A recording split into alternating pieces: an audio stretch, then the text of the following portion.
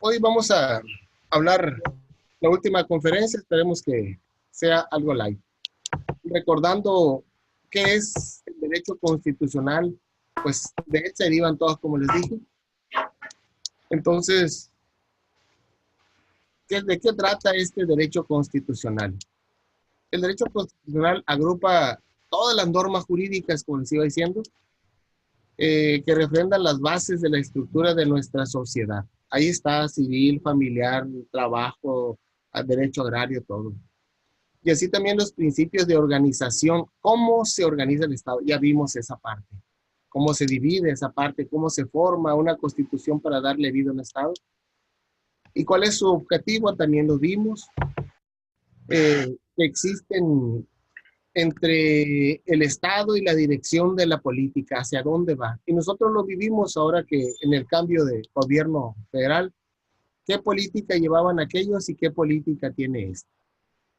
¿Cuál era esa dirección que llevaban de endeudamiento, de hacer gasoductos y tenemos que pagarles sin que funcionen? O sea, ¿en qué país estamos que hacen ese tipo de negocios? Pero así era la política que llevaban y el que viene pues encuentra todo eso.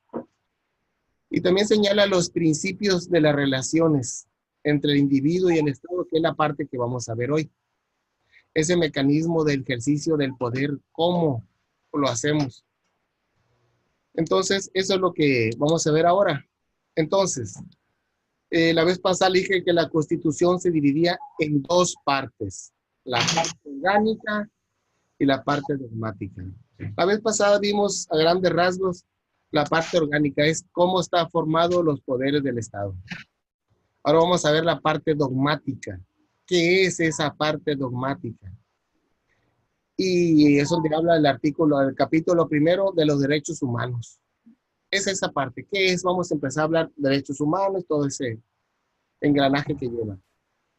Todos sabemos que los derechos humanos son esas prerrogativas muy personales que tenemos nosotros y que son inherentes a nuestra naturaleza humana. Solo el humano tiene esos derechos. Vamos avanzando con otros derechos de los animales, pero por lo pronto en la Constitución están esos derechos y que son indispensables para que funcione el Estado y nosotros nos desarrollemos acorde.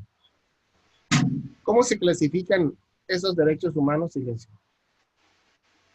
Esos derechos humanos, en unos textos lo van a encontrar hasta la séptima generación de derechos humanos.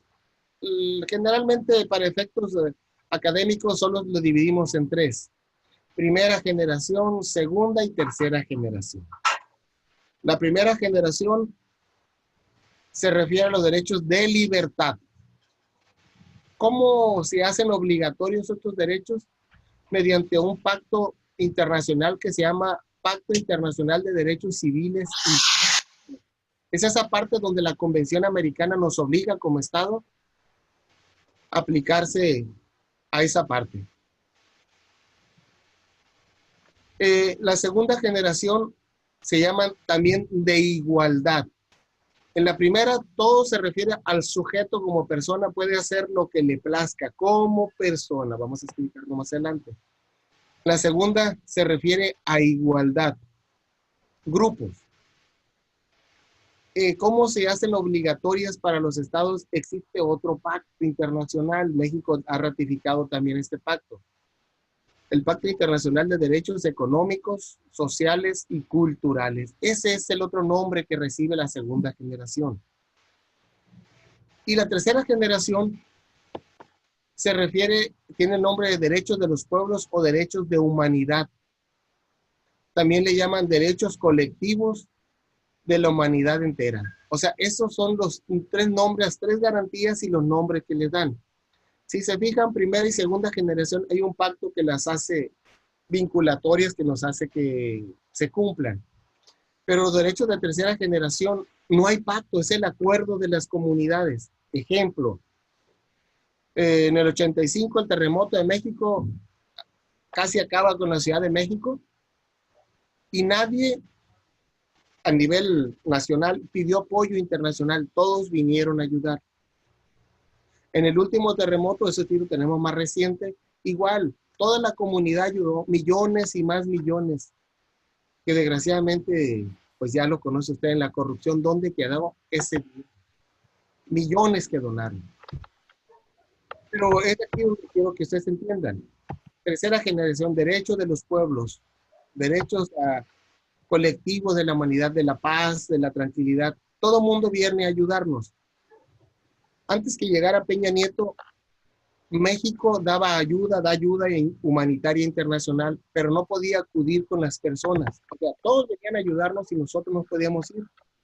En el tsunami de Indonesia, las aguas se introducieron 10 kilómetros adentro de las aguas saladas.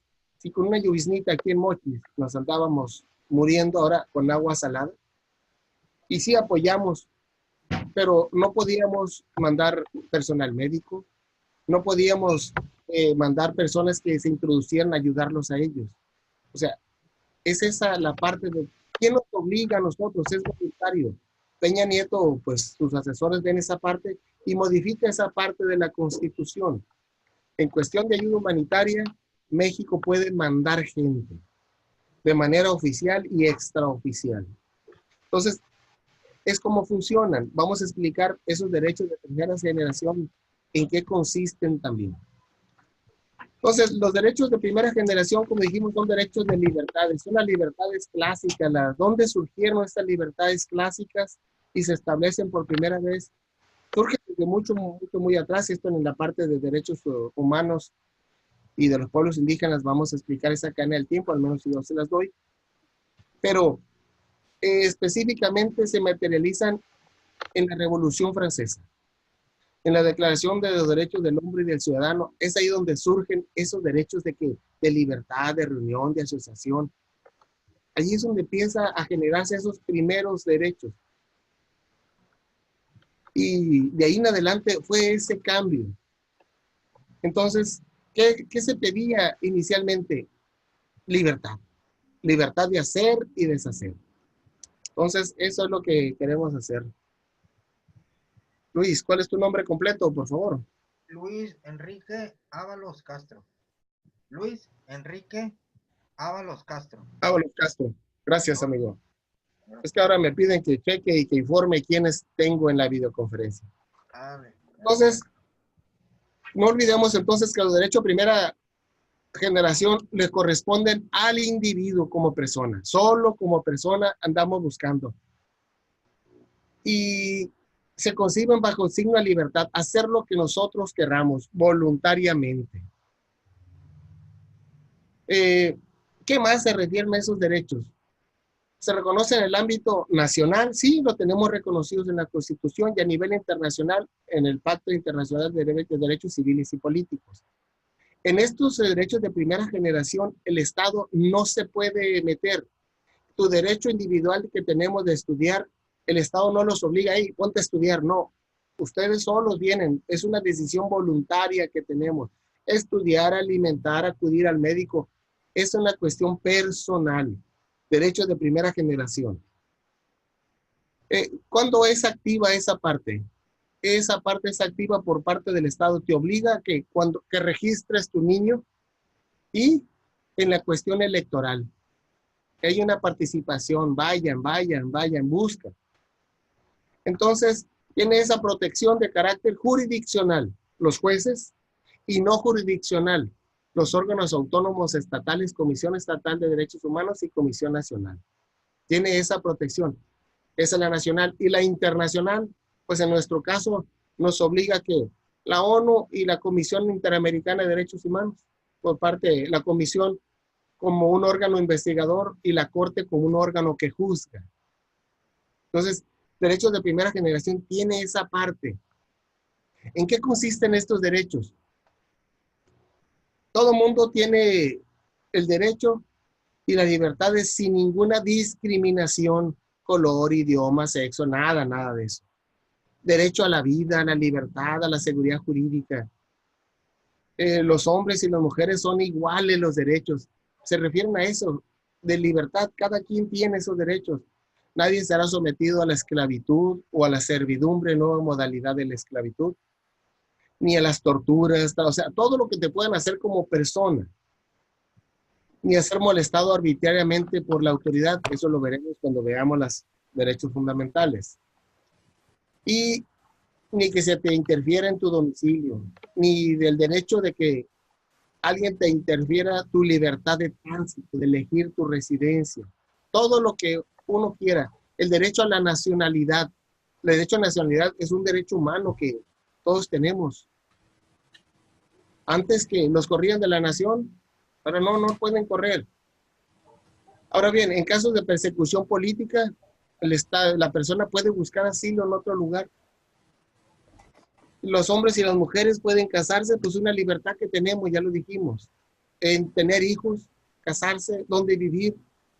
A eso se refieren esos derechos de primera generación, de elegir qué religión voy a tener, la que ustedes quieran, no quiero tener ninguna. Libertad de opinión, de expresión de ideas, de reunión, de asociación. Esos son los derechos de primera generación. ¿Y dónde están?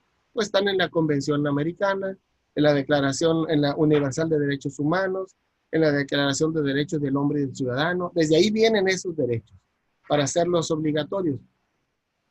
Ahora bien, los derechos de segunda generación. ¿Cuáles son esos derechos de segunda generación? Son derechos económicos, sociales y culturales. Y hay un pacto con ese nombre que lo que nos hace obligatorios como Estado. O sea, nos exige. ¿Cómo surge estos derechos? Pues surge derivado del constitucionalismo social. O sea, en la Constitución se empiezan a meter derechos sociales. ¿Para qué son los derechos? Para que estén tutelados como los derechos de primera generación. Y se demanda, ¿qué se demanda aquí? Es un estado de bienestar, que el Estado implemente acciones, programas, estrategias. A eso se refieren esos derechos de segunda generación. Son derechos prestacionales que nos da el Estado. Son derechos de grupo, ¿como cuáles? El agua. El agua es un derecho humano de primera generación, cada quien la necesita, pero el Estado debe de implementar las instalaciones adecuadas para repartir esa agua. A eso se refiere. De grupo, habitación. Cada quien decide dónde vive, pero el Estado debe proporcionar las facilidades para dar las habitaciones. Ahí tenemos los complejos habitacionales que hacen Infonavit o por otros lados. A eso se refiere. Drenaje para la población. Son prestaciones. No todo el mundo tiene drenaje. No todo el mundo tiene agua, pero son prestaciones conforme el Estado va creciendo, las va proporcionando. A eso se refiere. Estos derechos sociales, por primera vez, México los pone en su Constitución en 1917. ¿Cuáles son estos derechos que pone ahí de grupo? Derechos laborales, artículo 123, y el artículo 27, que habla sobre el derecho agrario. De ahí surgen esas dos leyes. La revolución surge derivado de ¿qué? De un problema de campo y un problema de empleos, un problema laboral. Entonces, somos el primer país que hace eso. Después, en 1919, Alemania, en la Constitución de Weimar, establece también derechos, pero ellos sí los siguen protegiendo, tutelando. Aquí no, ahí quedaron. Por eso vemos ahora cuánto es el salario que tenemos aquí. Usted nos dijo en la renegociación del TLC, Canadá, el Estado mexicano no protege la mano de obra, el pago de la mano de obra. Nuestro campo, ¿cómo está? Ellos mismos lo dijeron. Ellos protegen su campo y nosotros. Pues esa es la cuestión aquí. La Declaración Universal de Naciones Unidas, ¿qué nos dice? Postula derechos económicos. Ahí es donde ellos empiezan a agarrar y manejar estos derechos. Se reconocen y garantizan, igual que los derechos de primera generación, en un ámbito nacional e internacional. Pueden hacerlos vinculatorios. ¿Cómo se ve práctico esto? Por ejemplo, éramos el único país que sancionábamos policías por el simple hecho de reprobar un examen de control y confianza. O sea, por una cuestión administrativa, tú pedías tu derecho al trabajo, a la manutención de tu familia, y era constitucional. Pues algo, como es un derecho que está tutelado a nivel convencional, La Corte Interamericana se pronuncia al respecto y empieza a golpear. La Suprema Corte, y nos van a dar, como en el campo algodonero y en los otros, ¿qué hace? Empieza a mover los hilos en el Congreso, en el Senado, para modificar otra vez el 123. Ya no te pueden correr por un examen de control y confianza. ¿Por qué? Porque la Corte ya se estaba metiendo, tutelando un derecho colectivo de igualdad. Esa es la magnitud de cómo se protegen estos derechos. ¿De qué otra forma se protegen estos derechos colectivos? A nivel internacional tenemos, por ejemplo, para el caso de los indígenas, el convenio 169 de la OIT. Ese convenio es el que tiene suspendida la planta generadora, bueno, la planta que quieren hacer de generación de amoníaco aquí en Topolobampo. ¿Por qué? Porque no cumplieron con esos requisitos. Entonces, ese grupo está tutelado, protegido a nivel internacional y es ahorita lo que está deteniendo esa parte. Entonces, eso es lo que quiero que van entendiendo. Los de primera generación son individuos, segunda generación son grupos. Grupos. Y aquí, en la primera generación, el Estado no se metía, no te obliga a que vayas a la escuela, no te obliga que transites por X lugar, que te alimentes, que vivas donde él quiere, no. En los derechos de segunda generación, el Estado tiene una participación activa. Agua, luz, drenaje, escuela, hospitales. La educación es individual, la salud es individual, pero la instalación es colectiva. El Estado tiene que irlos poniendo, instalando donde no hay, donde se requieren. Entonces, esa es la cuestión, cómo se protegen esos grupos. Otro ejemplo de esto es la protección de los niños. La educación, sí, pero los niños tienen una protección más amplia, todos los niños. Por eso existe UNDIP, existe una serie de convenciones internacionales que protegen esa parte. Entonces, eso es lo que se busca aquí, esa igualdad en esos derechos de segunda generación de grupo, que sean iguales todos los grupos. ¿Qué es lo que se busca? Que se tenga un nivel de vida digno, adecuado, que haya alimentación, vestido, vivienda, asistencia médica, servicios sociales. Eso es lo que se busca aquí. La educación, pues ya saben, es lo que busca también esta parte.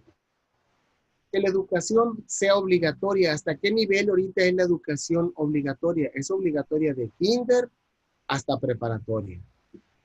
Ese es el nivel donde vamos avanzando. Los derechos, ahora bien, los derechos de tercera generación. Fíjense cuáles son unos y otros. Ahora hablemos de los derechos de tercera generación.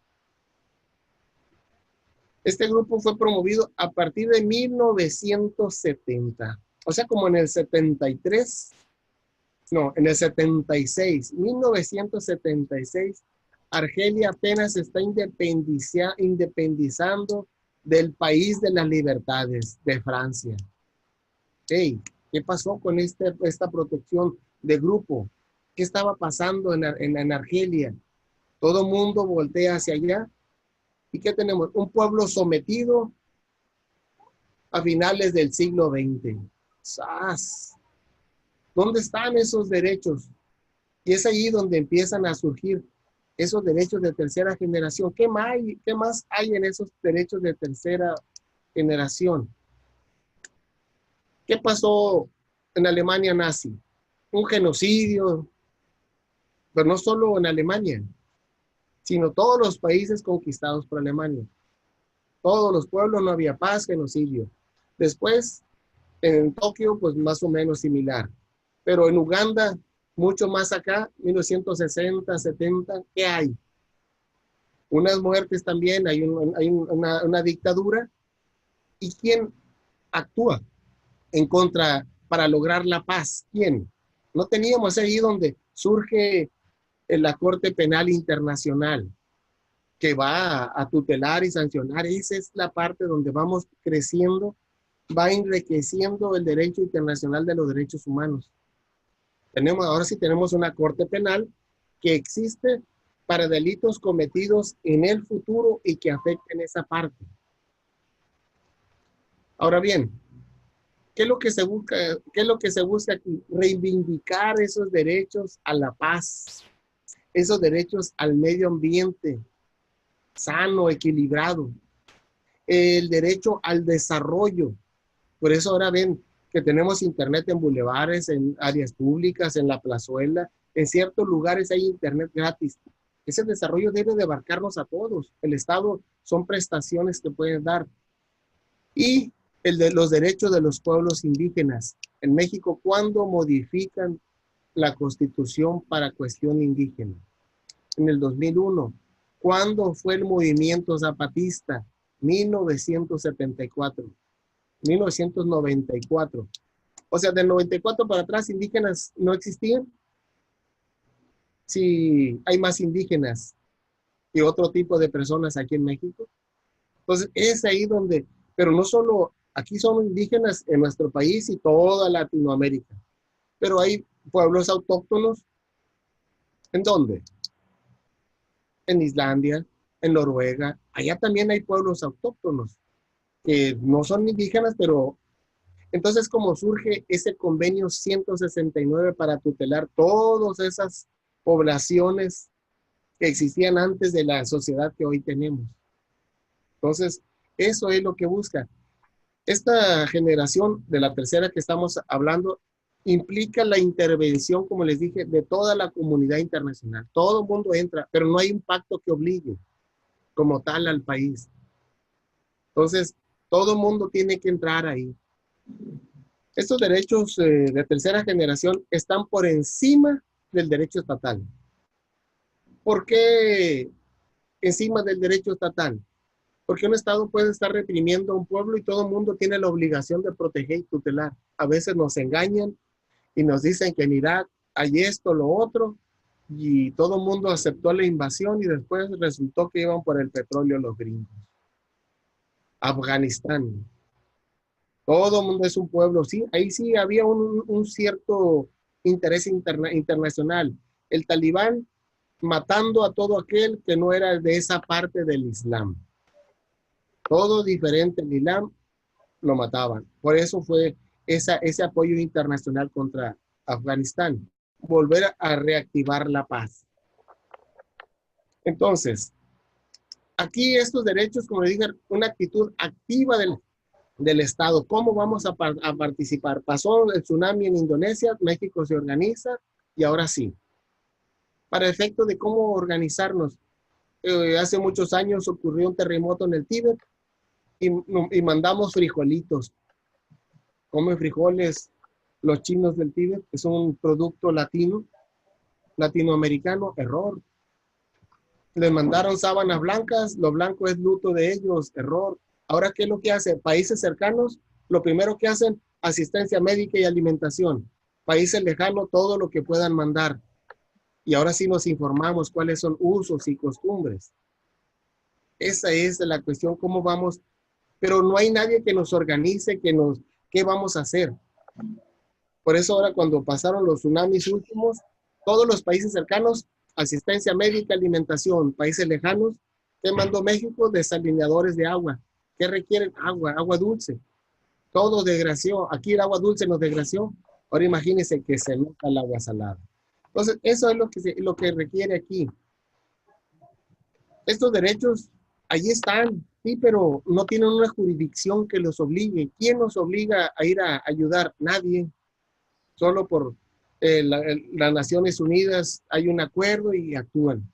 Entonces, este proceso está de regularización de estos derechos. ¿Cuáles son estos derechos de tercera generación? La libre autodeterminación de los pueblos.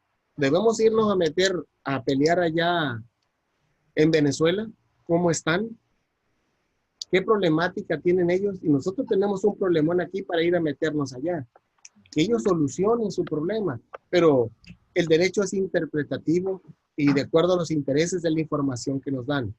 La otra, independencia económica. Tenemos independencia económica nosotros mexicanos, no nos tienen agarrados los gringos.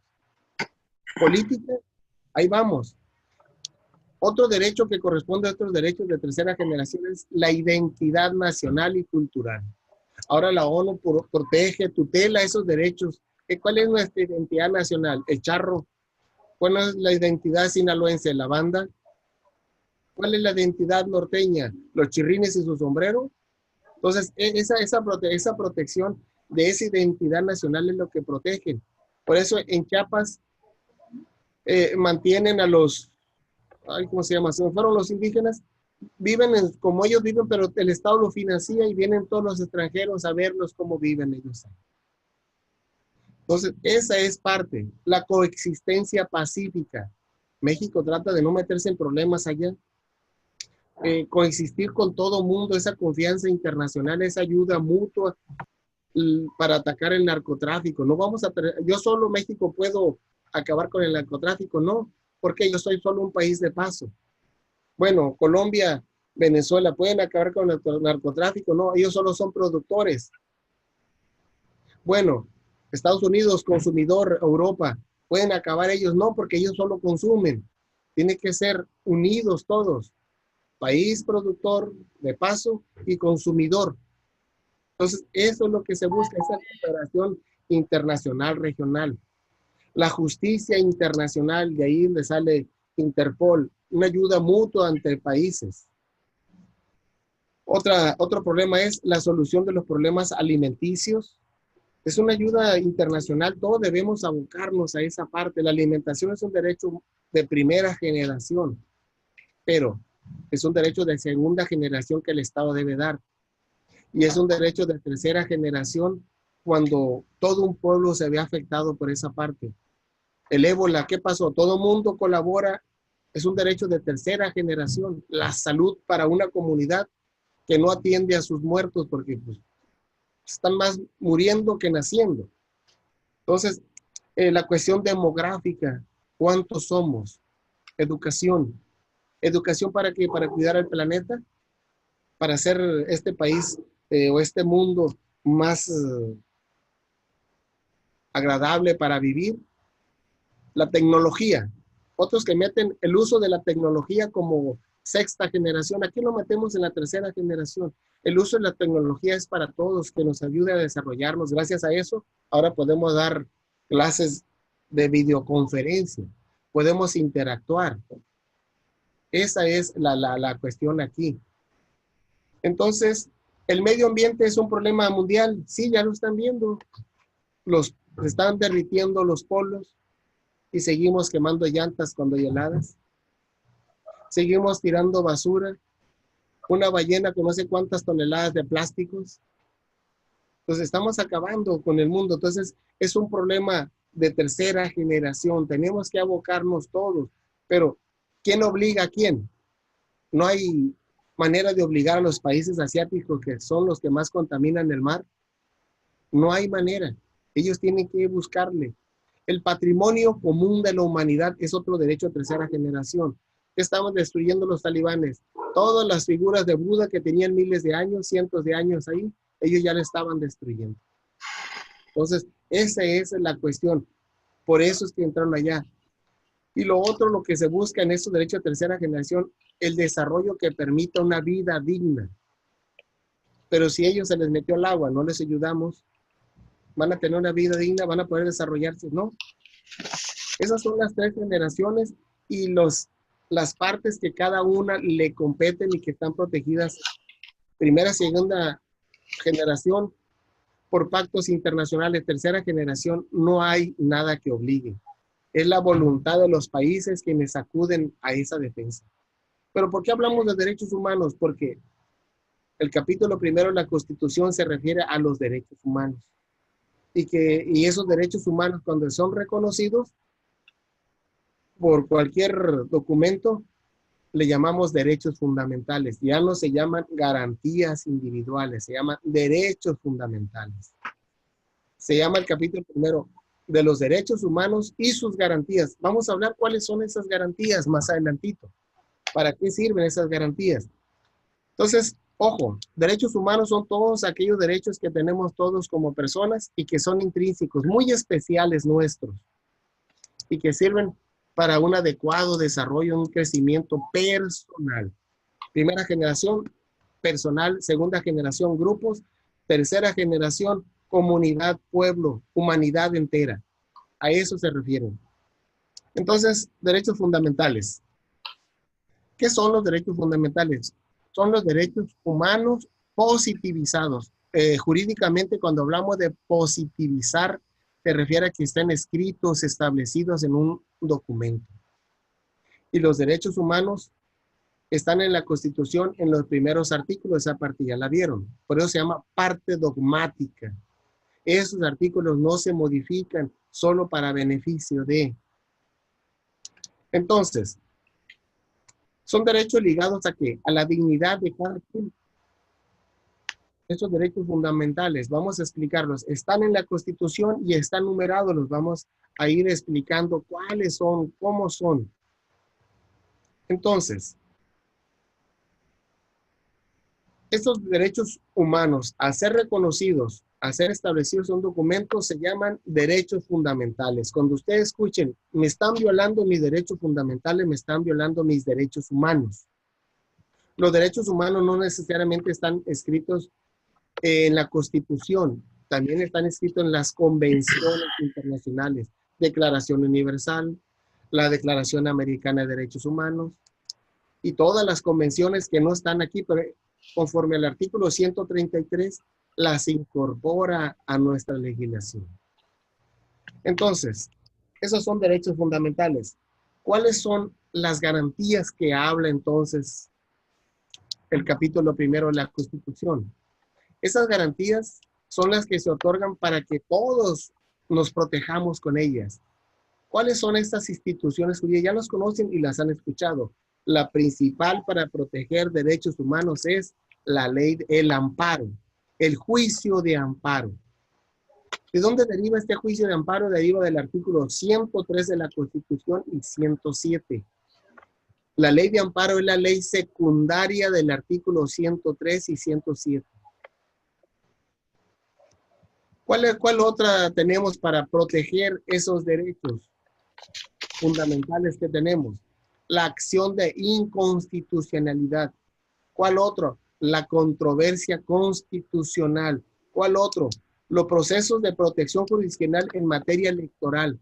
¿Pierdo yo mi credencial para votar 20 días antes de la elección? Yo voy al IFE, digo no tengo mi credencial, solicito que la perdí, me dan un documento que me reconozca que soy un ciudadano mexicano y con ese voy a votar. Entonces, el derecho a votar no se pierde porque se perdió la credencial. Podemos tramitarlo. ¿Qué otra forma de proteger los derechos hay? El juicio de revisión constitucional en materia electoral.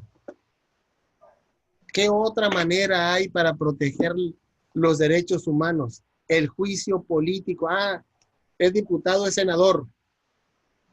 Comete un delito, no lo podemos sancionar porque es senador y es diputado. Momento. Existe que el juicio político, vamos a retirarlo para poder sancionarlo. Por eso ahora que llegó López Obrador, modifica esa parte. Es esa parte que no quieren quitar ¿quiénes? Los diputados, eliminar el fuero. Que sea solo el fuero para efecto de lo que dicen y hacen dentro de su función jurisdiccional, dentro de función legislativa, pero no más allá. ¿Encontramos un diputado con un arma, lo podemos detener? No. Le decomisamos el arma, le hacemos un seguro y le informamos. Pero si está cometiendo un delito, es el fuero lo que lo protege. Entonces, esa es la cuestión. La otra que existía y ya no existe, la facultad de investigación de la Suprema Corte de Justicia de la Nación. 43 niños quemados en Hermosillo, hay una investigación y se sancionan a unos. La Corte se pone a investigar y saca nuevos responsables a quien sancionar. Bueno, entonces la Constitución está vulnerando, la Corte está vulnerando la Constitución porque la facultad de investigación es del Ministerio Público, que será el director de la policía, que anda investigando la Corte. Entonces, ponía a los órganos de procuración de justicia contra la espada de la pared. El caso Aguas Blancas, En el caso de, en Chiapas, no recuerdo el nombre, los 43 niños que se murieron en Hermosillo, da una nueva resolución y se vuelve a investigar y se sanciona. Ya esa parte ya la quitaron para no tener, por meter en problemas a la misma Constitución. ¿Y qué otras garantías hay de protección de los derechos? La protección de los derechos humanos por órganos autónomos. ¿Quiénes son estos órganos autónomos? La Comisión Estatal de Derechos Humanos. Cada estado hay una.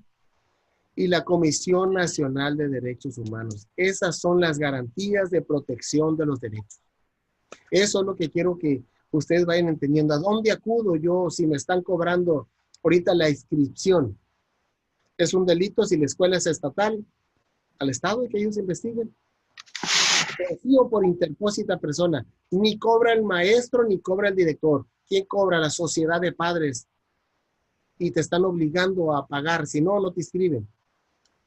Si es de la escuela federal, hay que ir a la federación. O bien, voy a la comisión estatal.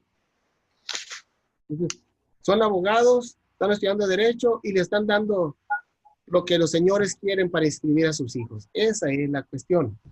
Y quiero aquí leerles lo que dice la Constitución. El artículo primero dice, en los Estados Unidos mexicanos, todas las personas gozarán de los derechos humanos reconocidos en esta Constitución y en los tratados internacionales. Ojo, tratados internacionales de los que el Estado mexicano sea parte. ¿Cómo tiene que ser parte? Lo firma el presidente y lo ratifica el Senado. Si lo firma el presidente y no lo ratifica el Senado, no forman parte de nuestra ley. Pero si lo ratifica el Senado, son parte de nuestra ley. El artículo 133 de la Constitución lo faculta ya, lo vuelve ley suprema de nuestro Estado. Y dice, cuyo ejercicio no podrá restringirse ni suspenderse, salvo en casos y bajo condiciones que la misma Constitución establece. Yo aquí les quiero preguntar, dice, todas las personas gozarán de los derechos humanos reconocidos en esta Constitución. Y ustedes respóndanme. Somos extranjeros, soy americano, somos Estados Unidos, hombre o mujer, casados allá, vivimos en México, y aquí nos peleamos mi esposa y yo, y aquí mi esposa me reclama el divorcio. ¿Puede hacerse el divorcio? Ojo, razónenlo. Todas las personas gozarán de los derechos humanos. ¿Puede divorciarse, Juan Carlos? Sí puede. Luis, ¿puede divorciarse? No hay un documento oficial, ¿no, profe? De que los... Ojo, todas las personas gozarán de los derechos humanos. No dice los ciudadanos mexicanos. Se hace el trámite, se divorcia, se hace todo el trámite que tiene que hacerse, se citan a los dos. Hay un derecho humano, la está golpeando, moreteada, está aquí en México, está el dictamen médico. ¿Se puede hacer? Sí. Se hace un estudio comparado, se puede, se divorcia, están de acuerdo los dos que se casaron, o bien lo obliga, uno de ellos lo pide, el matrimonio no es una cadena, una esclavitud. Si hace el divorcio, ¿qué trámite sigue? El juzgado emite su sentencia de divorcio, se manda ¿a quién? A la embajada del país que corresponda y ellos allá la remiten al estado, a la entidad donde pertenezca para registrarse en el libro. Esa es la otra parte, por eso se modifican aquí. Daniel Espinosa, ¿cuál es tu nombre, por favor? Daniel Arturo Espinosa Mendoza. Espinosa Mendoza. Sí. Gracias. Entonces, esa es la cuestión. Y como esa hay otras más. Hay otras que más adelante van a verlo ustedes. Estas normas relativas a los derechos humanos, dice el artículo primero, se interpretarán de conformidad con esta Constitución y con los tratados internacionales de la materia, favoreciendo en todo tiempo la persona, a las personas la protección más amplia. Ojo, surge el principio pro persona, todo lo que te beneficie, todo lo que te beneficie.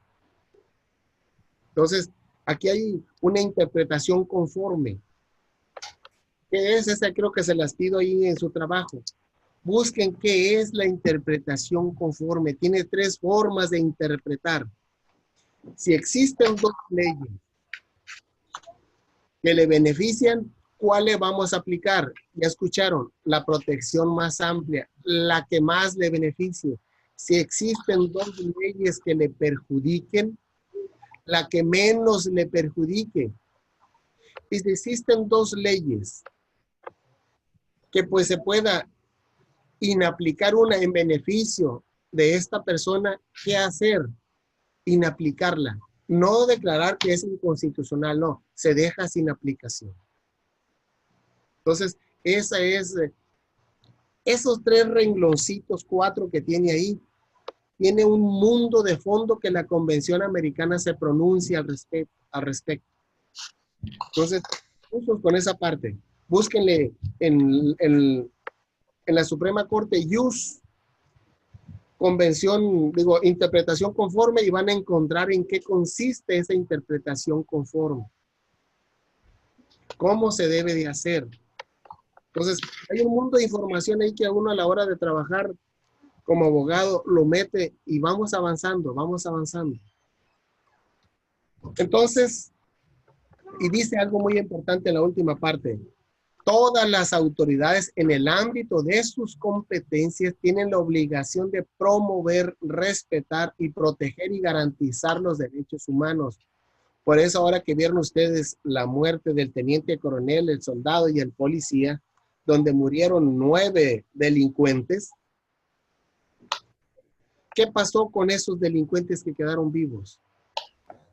Como autoridades, todas las autoridades, primer respondiente que debe priorizar la vida. Si yo lo hiero, yo lo curo, yo lo atiendo. Pero ¿qué hicieron? Se llevaron primero al teniente coronel y después aquel. Entonces, después, ¿qué pasó?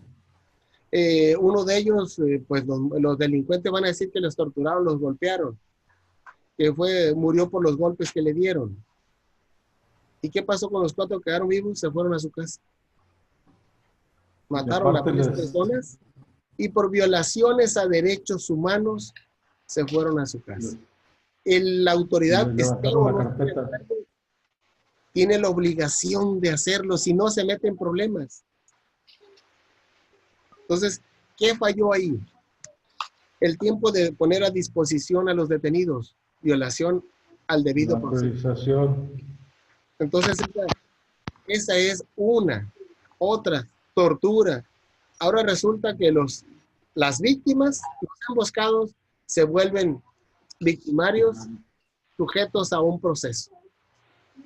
Que a la postre hay que dar, esa es la cuestión, capacitación. Tenemos que capacitarlos a todos, porque son autoridades. El policía, sí, ¿qué nivel le piden a los policías? Nivel municipal, secundaria. Y le exigen como si les pagaran con sus 4,400 pesos quincenales. Entonces, esa es la cuestión. Pero ahí está en la Constitución y se protege. Entonces, le han echado a morir al juez, pero actuó conforme a derecho. Así dice la norma. Y dice, en consecuencia, el Estado debe prevenir, investigar y sancionar y reparar las violaciones a los derechos humanos. Pero ahí, profe, una pregunta. Sí. Una duda. ¿No se supone que ellos todavía constitucionalmente no tienen funciones de seguridad pública? Sus funciones son de seguridad nacional. Entonces no entran como primer respondiente. No sé, una duda. Iban policías estatales, son los que no supieron elaborar el informe policial homologado. No actuaron en la prontitud. Creo que... Y es cierto, incluso hay una tesis al respecto que señala que las autoridades militares, navales y de la Fuerza Aérea actúan en auxilio. Esa no hemos hablado de esa parte, todavía no llegamos a cómo se clasifican los derechos fundamentales. Artículo 21, la seguridad pública de qué es carácter civil. Ellos entran en auxilio de. Entonces, esa es la cuestión. Ellos no podían, Se han caído varios asuntos donde van solo los soldados, pasa una acción y ellos la hacen de primer respondiente. Pues con la mano en la bolsa, el abogado cobra y los deja ir a su casa. Por eso que le ponen un policía que le falta capacitación, que no sabe hacer el parte policial, ni mucho menos rellenar el informe policial homologado. Entonces, esa es esa parte que tenemos que hacer quienes estemos en esa postura en su momento. Como guardia penitenciario, como seguridad pública, como abogado, como funcionario, ¿qué hacer ahí? Ponerme a estudiar, no me queda de otra porque me voy a meter en problemas. El policía escucha un accidente, escucha una balacera y mejor no va a esperar a que otro llegue. ¿Por qué? Porque la falta de seguridad y de conocer qué hacer. Yo Entonces, sí voy. No, pues tienes que ir, si no te van a levantar acta después. No, yo de hecho, No, que ya parte llevo del protocolo es pedir el apoyo. 3 juicios orales llevo ya, y los 3 he ganado. Entonces tiene que ponerle ganas. Pues no gana uno ahí, tiene que uno hacer lo que tienes que hacer. Es tu trabajo. Es tu trabajo y tienes que aprender. Así es. Porque, por ejemplo, en un asunto que llevé, el policía de tránsito, ¿cómo acredita la velocidad? Por sus 17 años de servicio, dice el salvaje. O sea, a cada año me sé decir que un carro lleva exceso de velocidad. Entonces, no me la sé. Ok, no me lo sé todo, pero hay un libro que aquí lo tengo, donde hay una tabla de velocidad, de rayón, fricción, todo. No me la sé, pero aquí dice, mira, lo saco, mire, aquí está. O sea, no estamos obligados a verlo todo, pero tampoco a ignorarlo todo. Esa es la parte. Bien. ¿Cómo se dividen esos derechos fundamentales? Seguridad jurídica, igualdad y de libertad. Estas, seguridad jurídica, igualdad y libertad, están en la Constitución. Por ejemplo, de los de libertad. Artículo primero, ahí está. El artículo tercero, cuarto, quinto, sexto, séptimo, noveno, décimo. Pero ¿a qué se refiere cada uno de ellos? Vamos a explicarlo más adelante. De igualdad. ¿A qué tenemos ahí? Tenemos el artículo primero, también habla de igualdad. El artículo segundo habla de igualdad. Artículo cuarto, quinto. El artículo 12, 13, 31. ¿A qué se refiere esa igualdad? Vamos a explicarlo al ratito. Y de seguridad jurídica. ¿Qué es la seguridad jurídica? ¿Qué es la igualdad? ¿Qué es la libertad? Seguridad jurídica, el artículo 8, derecho a petición. Que exista la seguridad jurídica que si yo te pido de manera por escrito, tú tienes la obligación de contestarme. El artículo 14, ¿de qué habla? El artículo 16, 17, 18, 19, 20, 21, 22 y 23. Habla esa seguridad jurídica. Vamos a explicarlos cada uno de ellos. ¿A qué se refiere la seguridad jurídica? La seguridad jurídica se refiere a que las autoridades no apliquen arbitrariamente a su gusto el orden jurídico a los gobernados, que no inapliquen la ley a los gobernados. Se llama debido proceso. La ley debe de aplicarse tal y como está. Entonces, esa es la cuestión. Las autoridades tienen que actuar con apego a la ley. Eso es seguridad jurídica. Entonces, artículo 8, dijimos derecho de petición. Las peticiones se hacen de manera respetuosa, por escrito, y ellos deben contestar en un breve término. Dice, ¿cuál es ese breve término? Pues es cuando hago una petición, artículo 8, le digo, contéstame lo más breve que puedas. El artículo 14 respecto a la seguridad jurídica tiene varias partes y retroactividad de la ley. Si la ley le perjudica, no la puede aplicar, pero si le beneficia, sí. ¿Cuál es? Medidas cautelares, viejo sistema, te encerraban por todo, nuevo sistema. Esa manera de que tú, por la cual fuiste sentenciado, ahora es en libertad. Te aplican medidas cautelares para que te vayas en libertad. Esa es la irretroactividad de la ley, la garantía de audiencia. Ahora sí, ser oído y vencido en juicio. Si no te citan, si no compareces, la garantía de legalidad. ¿Qué es la legalidad? Que la ley aplique la ley como está. Eso es de lo que se refiere. El artículo 16. ¿A qué refiere? Pues que nadie puede ser molestado sin una causa que justifique, que funde, que motive la autoridad y que ésta sea competente. Me llegan, me agarró los soldados y me ponen a disposición. Acá, hijo. Y ellos están actuando fuera de la ley. Actúan fuera de la ley, esa es la parte, flagrancia. Toda autoridad. El civil puede detener. No, él no actúa fuera de la ley, te agarró flagrancia. Carro chocolate, carro robado, armas, droga. Esa es la cuestión, que a veces la gente, hasta dónde el 16 lo entiende. Entonces, es importante cuando vean derecho procesal penal, ver esos temas. Al menos yo se los dejo ahí, no lo alcanzo a ver porque está muy largo, nos vamos a las audiencias, pero es esa parte. El artículo 17, ¿a qué refiere ese artículo 17?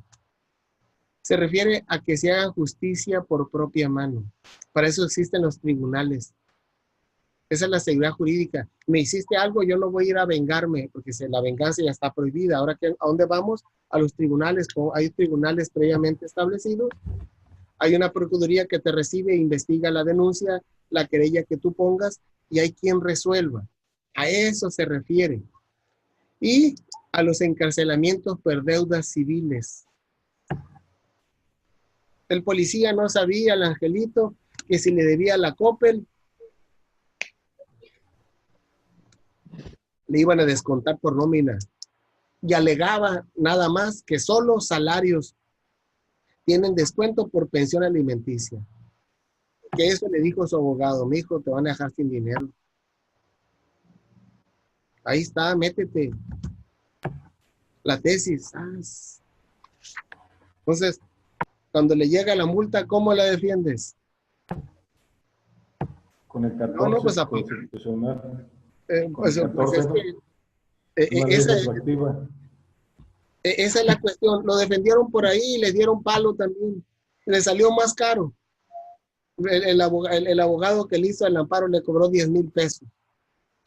Y le daría como unos 8 o 9 a la Coppel, con tal de no pagar, para que no se dejara el que vea que él tenía la razón. Esa es la cuestión, como abogado, ¿hasta dónde vas a razonarlo? El 19, ¿a qué se refiere? A todo lo que es penal, lo penalmente, a los que están penalmente imputados. Esa imputación, esa vinculación, ¿qué características deben de tener? Circunstancias de tiempo, modo y lugar para que se acredite la vinculación. Si falta alguna de esas, ¿quién lo vio? ¿Dónde estaba? Pero ¿quién vio también dónde estaba? Que golpeó, que esto, esa es esa parte que está muy nítida ahí para que no haya duda a la hora de ser vinculados. Y el artículo 20, pues ahora sí, nos señala en qué consiste todo el nuevo sistema penal, procesal, nos habla de derechos de la víctima y los derechos del imputado. Digo, de los derechos del imputado y víctima. Ahí están cuáles son los derechos, para que cada quien lo sepa y los exija. Y el artículo 21, que mucha gente no sabe, la seguridad pública es un derecho fundamental. Por eso está dentro de esos artículos. Y confiere ese monopolio de la investigación a quien la acción penal ya tiene ahí una vertiente que puede ser por particulares. Ya hay unos 2 o 3 aquí en Mochi se han realizado, pero son montos de querella y de cantidad mínima. El artículo 22, ¿qué habla? Las penas inusitadas, trascendentes, y que el sistema penitenciario, ¿cuál es la finalidad? No es castigar, sino que procurar reintegrar. Pues sí, pero lo mandan a una prisión federal donde tienen más presupuesto y me lo mandan aquí a Mochis, a Goros, y no, pues llega exigiendo, pidiendo, amparándose. y la autoridad estatal le cumple, es que allá me dan zapatitos cómodos, bonitos, mejor que los flexi. Y no, no, porque pues ahí les di clase. Entonces, esa es la cuestión. Llegan exigiendo y están en su derecho. El problema es que no le mete el Estado, le mete la federación. Así vamos a resocializar, vamos a cambiar. Tenemos una ley nacional de ejecución penal que nadie se ha preocupado por hacer la práctica. A ver, ¿por qué no pongo una maquiladora aquí cerca si les doy trabajo? Pues salgan y que vayan y venga, ¿quién quiere ir? Esa es la cuestión. Hay muchas cosas que están todavía en el limbo. Esperemos que la cuarta transformación no la eche a perder o que la mejore. Bueno, hablamos de derechos de seguridad jurídica. Ojo, no lo olviden. Todo autoridad debe hacer lo que dice la ley, nada más. Que no la apliquen. Y las de igualdad, ¿a qué se refieren esos derechos de igualdad? Se refiere a la situación que deben tener todas las personas que están en el ámbito nacional. A eso se refieren. La igualdad, hombre, mujer, la igualdad en el trabajo. El artículo primero nos señala, independientemente de señalar en los Estados Unidos mexicanos, todas las personas gozarán de los derechos humanos. También señala cuál va a ser su protección. O sea, todos debemos gozar de los mismos derechos. Por eso les dije hace rato, ¿se puede? Sí se puede. Sí se puede. No, que no se puede. Háganlo. Que le estén golpeando, que la moreteen, que le quiebren un hueso y que ella pide el divorcio derivado de eso. Aquí en México. El artículo cuarto, igualdad varón y mujer. Esa igualdad, ahí está. Y todas las autoridades tienen que ajustarse a esa parte. Entonces, que a veces no nos gusta, pero pues ahí está. El artículo quinto, igualdad.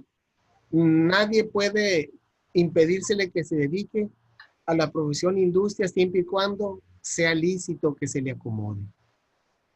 ¿Puedo vender marihuana? Sí puedo, pero ¿es lícito? No. Esa es la cuestión que tenemos que ir haciendo. Ahora también, el artículo 12. Aquí en México somos ciudadanos. Prohíbe terminantemente, dice así, la concesión de títulos de nobleza. Aquí no hay condes, vizcondes. Bueno, tenemos la princesa en nuestra casa y tenemos la reina en nuestra casa, nada más. O la chiquita, el que la tiene afuera. Esa es la cuestión. Pero de ahí que conde, vizconde, nada de eso. Aquí no hay esos títulos de nobleza. Desde Don Benito, ahí está bien marcado. Esa igualdad para todos los ciudadanos. Por eso dice, sé general de división diplomado. Por eso dice, sé presidente de los Estados Unidos.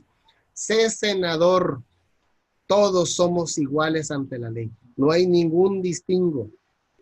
Por la función que desempeña, tiene ese fuero que queremos eliminarles, quitarles cierta parte. Entonces, a eso se refiere el artículo 12. Y el artículo 13, que nadie debe ser juzgado por tribunales especiales. La Corte Interamericana de Derechos Humanos nos golpeó como país por todos lados. Hay civiles, hay militares, y al militar que viola la ley se va por la vía militar, por el juzgado, por el tribunal del fuero militar. Hey, pero si estás actuando en contra de un civil, sácalo del civil y ponlos al mismo nivel los dos. Entonces, esa es la otra parte, es esa parte que dice, al civil no lo podemos llevar al militar, ni al militar que se vea en un problema con un civil, dejarlo limitar, sácalo de ahí y ponlo en el mismo nivel. A eso se refieren esos tribunales especiales, ni por leyes privativas. Una ley debe estar establecida previa al hecho. El tribunal debe estar establecido previo al hecho. Entonces, y la última de esas garantías de igualdad que se encuentra más allá del 30, de los 29 primeros artículos, el que se refiere al principio de equidad tributaria y que consiste en que los pagos de impuestos se realicen de acuerdo a esas bases de desigualdades que surjan en la situación de hecho. Si gano más, pago más impuestos. Si gano menos, pago menos. A eso se refiere. Todos debemos contribuir al gasto, al pago del Estado de esos impuestos. ¿Para qué son? Los gastos, servicios públicos. Hasta ahí hemos hablado de las de igualdad, que se refiere que todos seamos medidos con la misma regla. Y están en la Constitución, ya los vieron. Ahora, los de libertad. ¿A qué se refiere la libertad? ¿Qué es la libertad? Ojo, no lo olviden, la libertad es la facultad que tenemos de decidir, de hacer o no hacer lo que nosotros queramos. La voluntad de hacer lo que nosotros se nos antoje siempre y cuando sea ilícito y que no afectemos a terceros. Esa es la libertad. Libertad es hacer lo que yo quiero. Es un péndulo, ¿lo hago o no lo hago? Es mi decisión. ¿Me caso? Es mi decisión. ¿Quiero estudiar? Es mi decisión. Eso es lo que quiero que ustedes vayan entendiendo esta parte.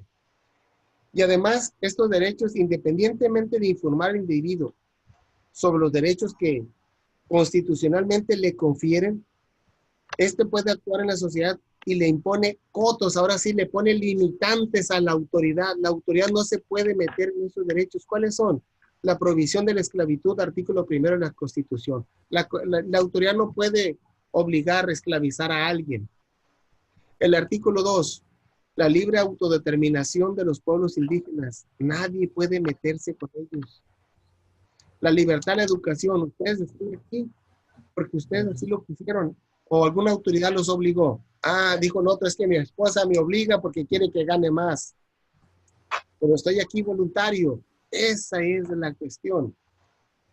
La libertad de procrear, tener los hijos que cada quien quiera. ¿Dónde está? Artículo 4, ya lo vimos. Libertad de trabajo, artículo 5, ya lo explicamos. Artículo 6, libertad de pensamiento y de expresión. Puedo expresar lo que yo quiera, pero esa libertad tiene que ser limitada, que no dañe a terceros. Eso hay que tener cuidado con esa parte. El artículo 7, libertad de imprenta. Puedo imprimir todo lo que yo quiera, pero la limitante es esa. No alterar, no afectar a terceros. En todos estos de hacer lo que yo quiera, es esa la limitante. El artículo 9, ¿a qué se refiere? A la asociación y reunión con fines políticos. Debemos asociarnos como nosotros lo elijamos. Y muy importante, el artículo 10, libertad de poseer armas en el domicilio, pero en los términos que señale la ley. ¿Podemos tener armas? Sí. Es que usted tiene una 9 milímetros, está registrada. Aquí la tengo, mira. ¿Por qué la tienes? Bueno, porque de donde vengo, pues ahí me la dieron cuando me gradué, aquí está. ¿Quién me la va a quitar? Esa es la cuestión. ¿Por qué? Porque en ese momento tenía esa facultad de tenerla y la sigo teniendo. Pero ahí tengo mi hojita rosa que se está desbaratando. El artículo 11, muy importante, la libertad de tránsito. Nadie puede meterse con mi libertad de tránsito. Ya les dije, los derechos no son, los derechos humanos o derechos fundamentales no son universales. También búsquenle ahí en IUS. Derechos humanos son absolutos, IUS, y ahí le va a salir la tesis que emite la Corte. Los derechos humanos no son universales. En la práctica tenemos que limitarlos. Por eso es que yo manejo por la derecha, tú vienes tú por la izquierda. ¿Para qué? Limito mi tránsito para no interferir con el tercero. Eso es lo que quiero que vayamos entendiendo de los derechos humanos de primera generación. No son absolutos en la práctica, son absolutos en la teoría, en la filosofía, pero en la práctica tenemos que limitarlos. La libertad de intimidad que habla el artículo 16. ¿A qué se refiere? A que nadie puede ser molestado, privado de familia, papeles, documentos. ¿Por qué? Porque Esta es mi privacidad y no tienes por qué meterte en ninguno de los ámbitos. Eso es lo que tenemos que ir entendiendo. Y quien lo haga debe estar fundado y debidamente motivado y debe ser una autoridad competente. Entonces, es lo que tenemos que hacer ahí. Y la otra, y mucho más importante que don Benito Juárez se adelanta a su tiempo, la libertad de conciencia y de culto. Cada quien puede tener la religión que quiera, practicarla o no practicarla. Cuando era niño, al que no saludaba a los testigos de Jehová, que no cantaban el himno, que no le hacían honores a la bandera, me los corrían. Era justo e injusto. Pues en aquel entonces para mí era injusto, porque el niño no sabía de eso, su casa no tienen ídolos y para nosotros es una especie de ídolo, es un emblema, es un símbolo. Y para ellos los símbolos pues están prohibidos. Entonces esa es la cuestión. El artículo 24, allí está. Entonces estos son cómo se dividen los derechos fundamentales para efectos prácticos. Cuando alegamos una violación a la seguridad jurídica, estamos alegando que la autoridad no está actuando conforme lo marca la ley. Ahora le llamamos debido proceso. Ojo con esa parte. Entonces, eso es como hasta hoy hemos hablado de esa parte dogmática de la Constitución que se refiere a los derechos humanos o derechos fundamentales. ¿Cómo son esas garantías individuales? Digo esas garantías. Las garantías, la clasificación de los derechos humanos, cómo se clasifican los derechos fundamentales. Son los mismos derechos humanos y derechos fundamentales. Nomás que el derecho humano es reconocido en un documento. A eso quiero que vayamos entendiendo. Esa parte dogmática es la parte esencial de la Constitución, donde el Estado le pone reglas cómo convivir con el ciudadano. Y la parte orgánica, ¿a qué se refiere la parte orgánica? A la división de poderes que ya explicamos. Esa ya está bien. ¿Qué hace cada una? Pero la Constitución tiene un ámbito de aplicación, entonces tenemos que hablar de qué es el Estado para entender dónde se aplica esa Constitución. El Estado, ¿qué es en sí el Estado? El Estado es una comunidad, es una organización política común con un territorio y órganos de gobierno que tienen una soberanía propia e independiente. Órale, o sea, ahí mismo estamos hablando de cuáles son los elementos. Entonces, el Estado es una comunidad social con una organización política. ¿Quién tiene organización política y quién es una comunidad social? La población como primer elemento del Estado. Y si no hay población, ¿a quién le vamos a aplicar el derecho? Entonces dice que tiene un órgano de gobierno y soberanía. Entonces existe un poder que ordena. Ese es el otro elemento, población, poder. Y que tiene una organización, un ámbito de aplicación. ¿Dónde la vamos a aplicar? Aquí nos referimos a ¿qué? Al territorio. Esos son los tres elementos clásicos del Estado. Población que vive en un territorio y que se rige por un poder. ¿Qué es la población? Conjunto de personas que viven en un territorio determinado donde actúa el poder político, sean nacionales, extranjeros, residentes o ausentes, que están unidos por intereses comunes. O sea, es la población, es las personas que viven en un territorio. Y nos habla de nacionales, de extranjeros o los ausentes. Ejemplo, los hondureños que se vinieron. ¿Cuál era su interés? ¿Llegar acá? Estados Unidos. A la frontera. ¿Cuál era nuestro interés como Estado? Pues que lleguen lo más rápido que puedan. Que se vayan. El Mencho hizo de las suyas con ellos porque se pasaron. Llegaron a Sinaloa, tranquilitos, no hicieron ninguna escala. Entraron a Sinaloa y salieron hasta Sonora. Mencho le dejó varias piñatas allá y los asustó y se portaron bien. Era lo que tenía que hacer. Entonces, esa es la población. Los trausentes van de paso. Los que somos mexicanos que vivimos aquí y extranjeros que tienen negocios aquí. Oiga, pero es que no hay extranjeros que tengan negocio. FedEx, DHL, ahí está. ¿Quién más? Las maquiladoras, Delphi, los japoneses. Entonces, hay mucha gente que aquí está, pero no los vemos, no sabemos que aquí están y tienen que regirse bajo esas reglas, están en este territorio. Entonces, aquí tenemos que hacer una diferenciación, población y conjunto de habitantes. Entonces, ¿quién es la población? La población es la ciudadanía nuestra, mexicana, que vive aquí. Y todos los habitantes, bueno, tenemos tantos habitantes, pero ahí incluimos ¿a quiénes? A los extranjeros. Entonces, ¿qué población tenemos? Ahora bien, esa es la parte. El territorio, ¿qué es el territorio? Ojo, no olvidemos que población es conjunto de personas y territorio, pues es el espacio material que constituye la porción geográfica determinada donde se asienta ¿qué? Invertimos ahora, donde se asienta la población y donde se ejerce el imperio del Estado, el poder del Estado.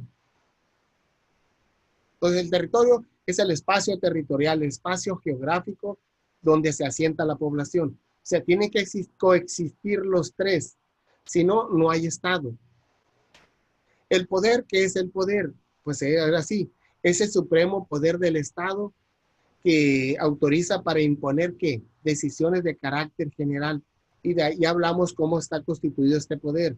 ¿Cuáles son los tres poderes del Estado mexicano? Legislativo, ejecutivo y el judicial. Y ya los explicamos cómo nos los traemos desde federal hasta estatal y que hace que funcione el poder judicial, que funcione el poder ejecutivo, desde el presidente municipal, el gobernador del estado y el presidente de la república. Cada quien tiene una función que hacer. Y el poder, ¿cómo ejercen el poder? Pues ahí están los policías para que nadie se salga de la norma. ¿Y esa norma quién la hizo? Pues el legislativo. Entonces, son los tres elementos de un Estado para poder entender dónde va a actuar ¿qué? El derecho constitucional. Y de ese derecho constitucional se derivan todas las demás normas. Ya les expliqué. Artículo primero, la ley indígena. Artículo 2, artículo primero, la esclavitud abolida. Artículo 2, la ley general para los pueblos indígenas. Artículo 3, ley general de educación. Artículo 4, el código familiar. Artículo 5, ley general de profesiones. Y así se va yendo cada una de ellas. Entonces, eso quiero que vayamos entendiendo en esta parte de qué es el Estado y sus elementos. ¿Y cuáles son los poderes del Estado? Pues ya los explicamos. Son tres. Los poderes constituidos. El poder constituyente es el que los hace. Una vez que los hace, forma la Constitución, desaparece y quedan los poderes constituidos. Ejecutivo, judicial y legislativo. Y las formas de gobierno. ¿Cuáles son esas formas de gobierno donde puede regular esta Constitución? Es una monarquía, donde a grandes rasgos se lo explico así nomás, es donde se ejerce el poder una sola persona y de manera vitalicia, hasta que se muere. Y lo transmite por muerte al que sigue o bien por la sede, dependiendo qué tenga que hacer. Y la república, pues es la que tenemos nosotros. Es un gobierno donde el jefe del Estado no es vitalicia, se va revocando cada tanto tiempo por votación del propio pueblo, directa o indirecta como Estados Unidos. Pero la república elegimos al jefe del Estado. La monarquía no elige jefe del Estado, es permanente. Claro, existe primer ministro y otra persona que hacen esas funciones de ejecutivo. Y una dictadura. ¿Qué es una dictadura? Es donde el régimen político, donde una sola persona gobierna con un poder total, sin someterse a ningún tipo de limitaciones, con la facultad de promulgar, modificar, hacer leyes. Esa es una dictadura. nosotros teníamos una especie de dictadura. Pues sí, la república, su función de la república es actuar con contrapesos. ¿Cómo? El ejecutivo hace una función, el legislativo hace otra y el judicial hace otra. Y ahí está el balance. Porque si solo hace el ejecutivo, se vuelve en una dictadura. Entonces, ¿qué hizo con la Guardia Nacional el poder legislativo? Pues le puso candados, no como él lo quería poner, totalmente militar, totalmente regida por leyes militares, sí, pero el mando te lo quiero poner por un civil.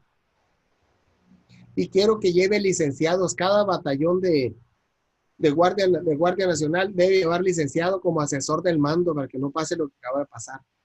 Debe de llevar un licenciado para que analice junto con un criminólogo y un criminalista la problemática social de delincuencia que hay. O sea, ¿cómo la modificaron?